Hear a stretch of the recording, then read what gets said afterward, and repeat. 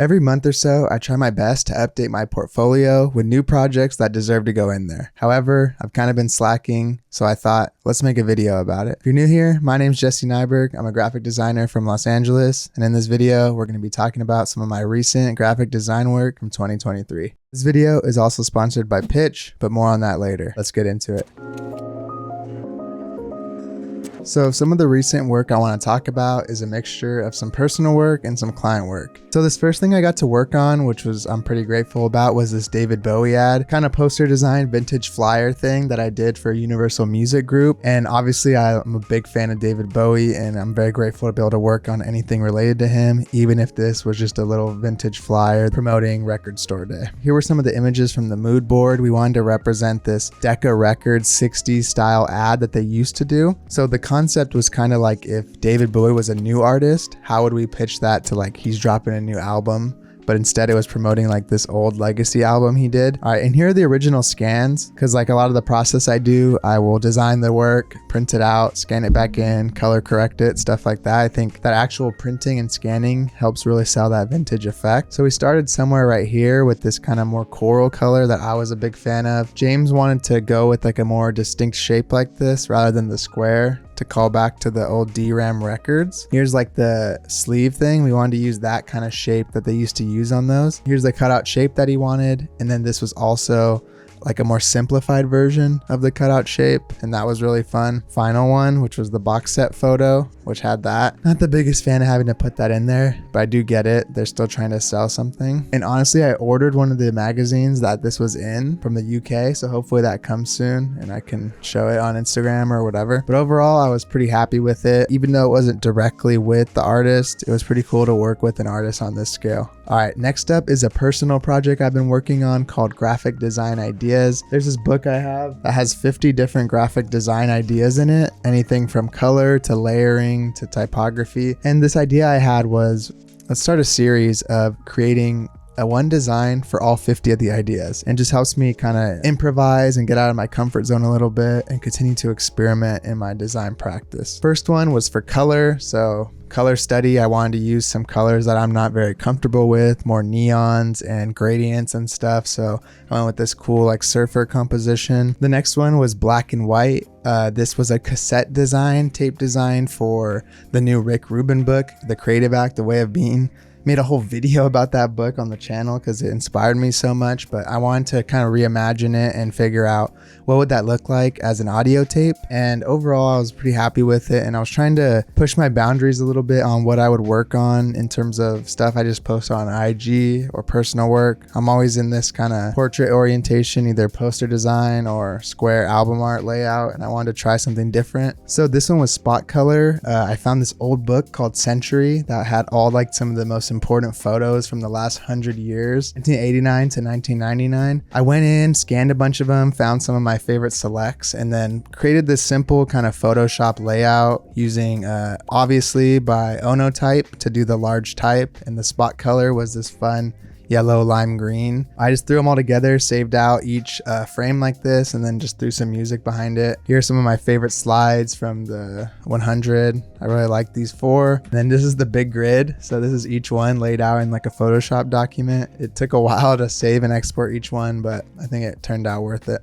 Flat color, this was the next prompt, and I wanted to go with a band I really liked, Modest Mouse, and this was recently after the drummer Jeremiah Green died, rest in peace. I also wanted to try this kind of gravity thing where the letters were falling, but a simple layout, and keep the text to like a sans serif, and we use this flat color, this green. So for this one, I was messing with this layout with this soft brush kind of saturated colors, and I was messing with the hue sat slider, and I noticed it created this kind of optical illusion effect like that. So I saved out each version of like a little bit different hue, adjusting it by 5 or 10, printed it, scanned each one back in, scaled them up to like the size of the Photoshop, canvas, and then created like a stop motion kind of type thing. Even though it's just an illusion and nothing's really moving, I think the print and scan kind of minor adjustments really sold that effect. And I actually did a whole breakdown of this on the channel if you want to check that out. It's a few videos ago. Shout out Hank Williams, did this quick little layout. This one really kind of pushed my comfort zone because I was trying to get comfortable with leaving so much negative space.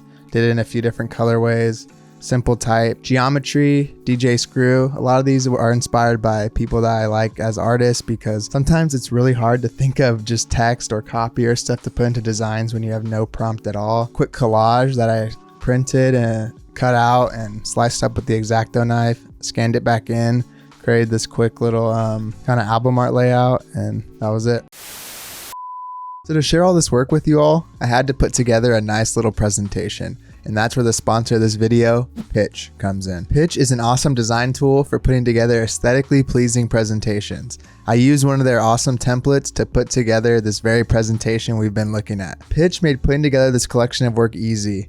Their interface is super intuitive, and all the templates are very well designed to begin with. So it made putting together my final layout a breeze. That is only the tip of the iceberg though. Pitch has over 100 well-designed templates for any of your needs. They look nice and contemporary too, unlike a lot of the other presentation builders out there. Pitch has you covered with anything from creating brand identity guidelines, mood boards, or a simple pitch deck for your next creative endeavor. Once you're done creating the presentation on pitch.com too, they make it super easy to share with others with a custom link, and anyone can view it on either mobile or desktop.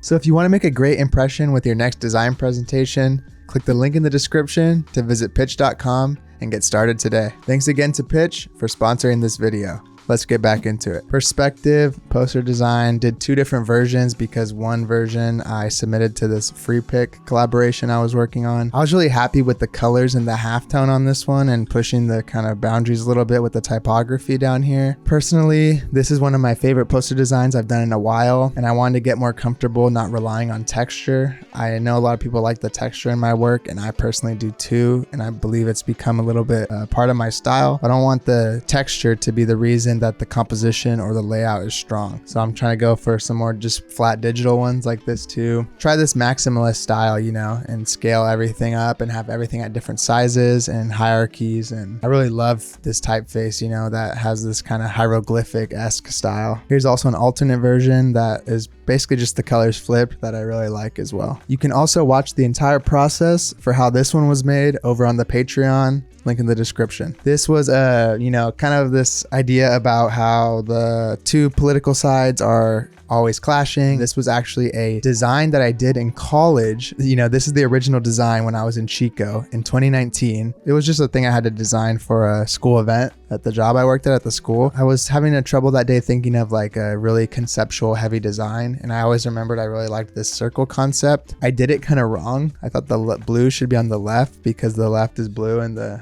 conservatives are on the right are red.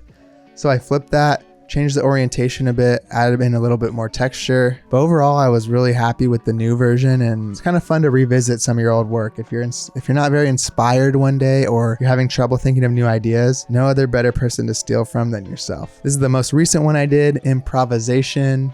Highly edited and bitmapped, printed and scanned in some recent random photos I took, like of my cat and just some food I was eating and random shit. Wanted to mess with some type a little bit. Got this cool printed texture in this circle when I printed it out because my printer is running out of ink. And what better, display of improvisation than not reprinting it with better ink and leaving that in there, And I was really happy with this layout. Here's another personal project I wanted to talk about after going through all those other ones. It's the Do Not Disturb cover art. I actually worked on this cover art with my friend Vince, who made this really dope like boom bap playlist for working. It gets you really in that flow state. It's not distracting but engaging enough to stimulate your brain a little bit. The original was made as a combination of printing this layout that I designed, the black layer, on my laser printer, and then on my old inkjet printer, this cool gradient heat map thing I did, putting them on top of each other and then scanning them back in and messing with the levels. And then I got this right here. I wanted to give it a kind of look where black square on the bottom to kind of feel like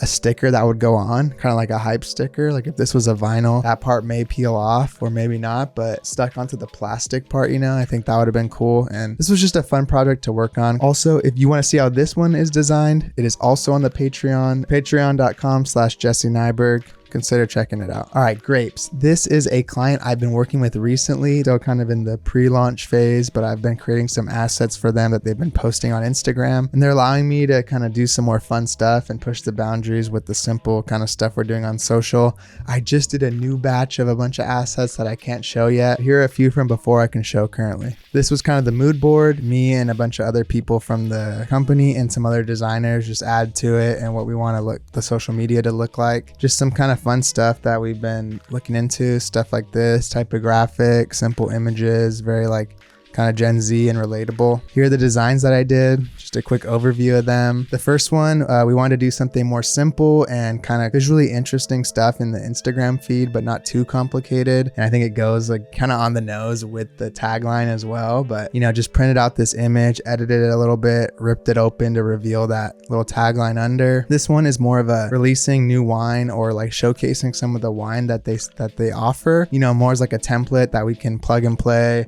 I've been really liking the stretch sans serif look like that and adding the heavy stroke to give it like an ink bleed look. This one was a collage weave that I made using some vintage wine magazine photos, as well as just some grapes from a vineyard like image I got on Unsplash or something. And I paired it with this Sinister font that I really like. It has a nice kind of flow to it and unique letter forms. Created this fun little lockup, and I really liked how that one turned out. Kind of stop motion animation thing, similar to those other ones that I've been messing around with. Printed out each frame by frame and threw the type on there as well.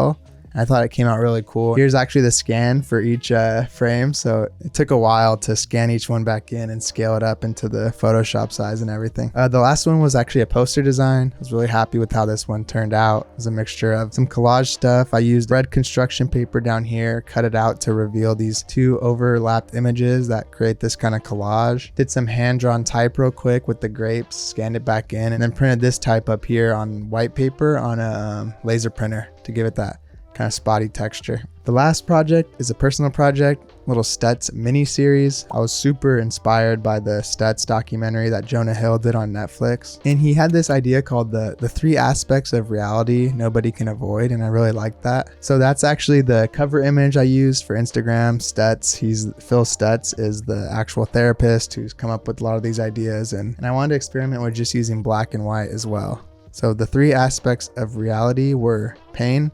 uncertainty, and constant work. Here's the first one. I wanted to create this almost painful composition in a way, like stretch type, big letter forms that you have to strain your eyes to kind of see the imagery that is kind of more dark. For the next one, uncertainty, which way to go with these stretched arrows, messing with some layouts, some boxes, printing and scanning, and these weird textures I created in the background. And I also wanted to use different typefaces for each one up here, but then use the same in the body copy. Third one, constant work. I really like this one. Half-tone this image of some farm workers doing like actual labor. I wanted to kind of reiterate that, you know, there's constant work for all of us, but a lot more people have harder shit than what a lot of the office workers and stuff are doing. And I've been loving this frizz quadrata like this, mixed it with some, I think, Dagular.